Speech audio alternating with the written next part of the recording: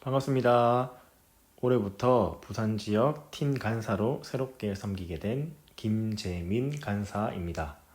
다들 어떻게 잘 지내고 계신가요? 코로나19 바이러스로 인해서 온라인 개강을 했기 때문에 많이 당황스러우실 것이라고 생각이 됩니다. 저 또한 지금 굉장히 당황스럽습니다. 여러분들을 만나서 많은 것들을 나누고 하면 참 좋을 텐데 그렇게 할 수가 없는 상황이기 때문에 여러 가지 부분에서 좀 당황스러운 부분이 있는 것 같습니다.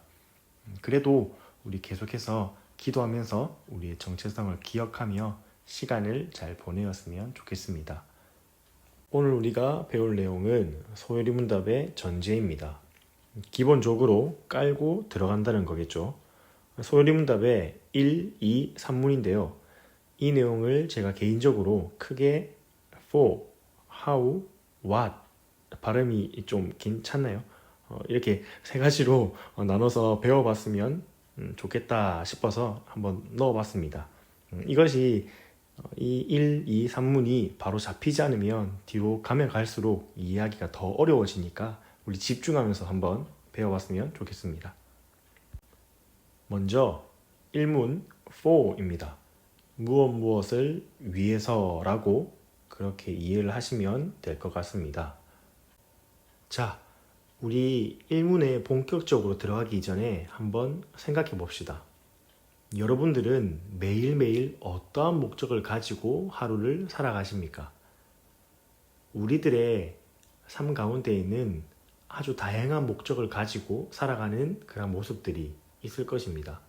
배고픔을 채우기 위해서 음식을 먹고 건강을 지키기 위해서 운동을 하고 돈을 벌기 위해서 회사에서 일을 하는 그러한 예들이 있을 것입니다. 1문에서는 사람의 주된 목적이 무엇인가 라고 질문합니다. 함께 살펴봅시다. 1문 for 질문에 사람의 주된 목적은 무엇인가요?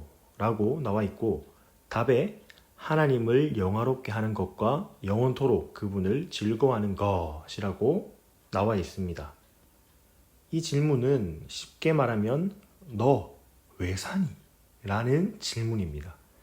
여기에 사람의 주된 목적은 하나님을 영화롭게 하는 것과 영원토록 그분을 즐거워하는 것이라고 답합니다.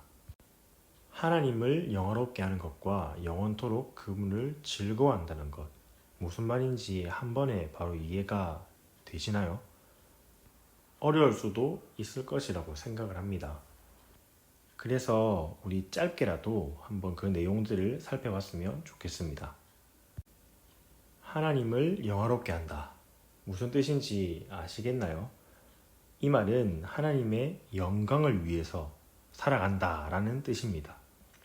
우리가 살아가는 삶의 모든 부분에서 하나님만을 증거하고 드러낸다는 것을 말을 하며 그리고 하나님은 무엇을 기뻐하실까를 생각하면서 그것을 가장 먼저 의식하며 사는 것을 말합니다.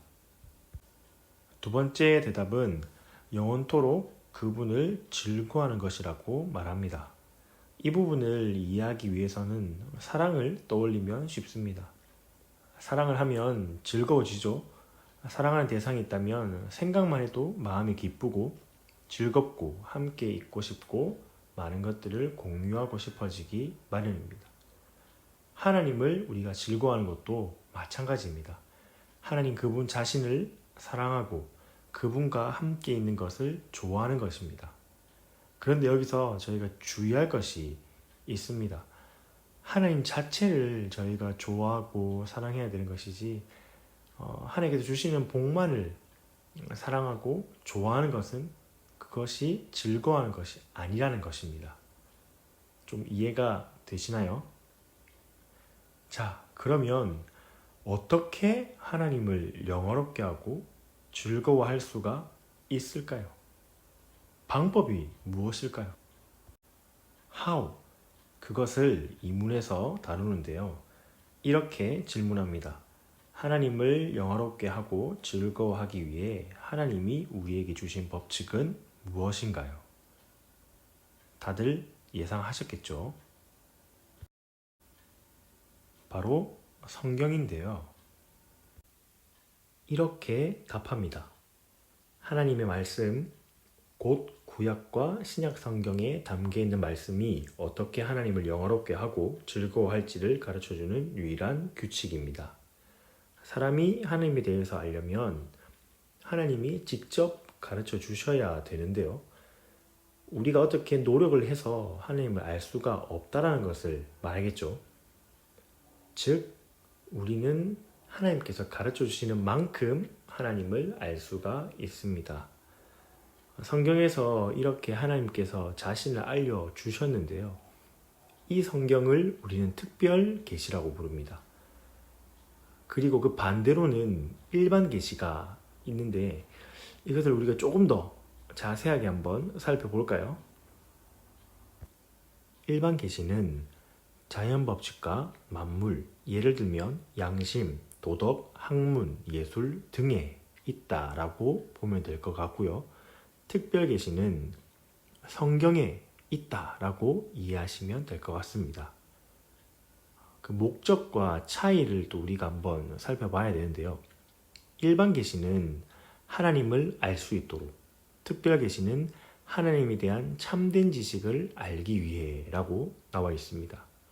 그 목적이 같은 듯 하면서도 조금은 다르죠. 그것은 차이를 보면 확실하게 조금 더 알 수 있습니다. 일반 계시는 하나님에 대해 불충분하게 알 수 있다라고 나와 있고요. 특별 계시는 하나님에 대해 충분하게 알 수 있다라고 나와 있습니다. 결국에는 하나님께서 자신을 알리고자 하는 대로 그 방향에 맞게끔 우리가 알 수 있느냐, 그것을 생각을 하면 이해를 하기가 쉬울 것 같습니다. 자, 이제 빠르게 마지막으로 갑시다. 산문은 제가 왓이라고 그렇게 소제목을 붙였는데요. 성경이 무엇을 가르치는지에 대해서 다룹니다. 산문에서 말합니다. 성경이 주로 가르치는 것은 무엇인가요? 답을 합니다.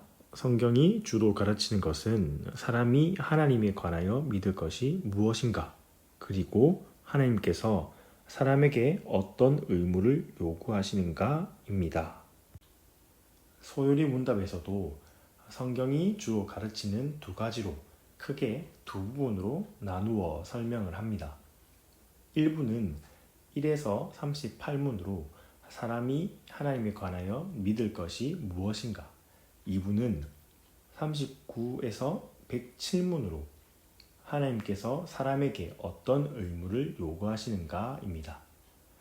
나는 그냥 하나님을 믿는다, 두루뭉술하게 그냥 믿는다 라고 얘기할 수는 없겠죠. 지식이 필요합니다.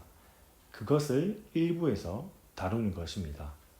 또한 참신앙은 그 믿음의 대상이 요구하시는 것을 듣고 자발적으로 행하는 것입니다.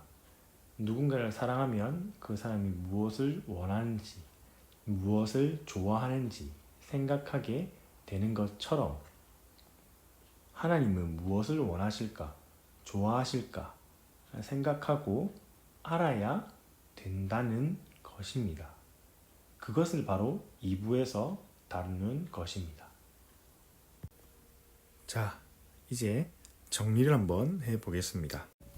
1문에서는 인생의 목적이 무엇인가를 다루고 있습니다. 그리고 그에 대한 답으로 하나님을 영원롭게 하는 것과 그분을 영원토록 즐거워야 하는 것이라고 말합니다. 2문은 그 목적을 어떻게 이룰 수 있는가를 다루고 있으며 우리에게 주어진 신구약 성경을 통해 이룰 수 있다라고 그렇게 답합니다. 3문은 성경은 무엇을 말하는가를 다루고 있습니다. 그에 대해서 하나님에 대해 믿을 것과 하나님께서 요구하시는 것을 말하고 있다라고 답합니다. 이 세 가지 꼭 우리가 기억하고 우리 삶 가운데에서 살아낼 수 있었으면 좋겠습니다. 자, 이제 끝이 났습니다. 지금까지 소유리문답 1, 2, 3문 배우신다고 고생하셨습니다. 하품 많이 하셨겠죠? 네, 다음부터는 조금 더 재밌고 짧게 한번 해보도록 노력하겠습니다. 그리고 혹시나 궁금한 것이 있다면 댓글로 남겨주신다면 답해드리도록 하겠습니다. 지금까지 김재민 간사였습니다.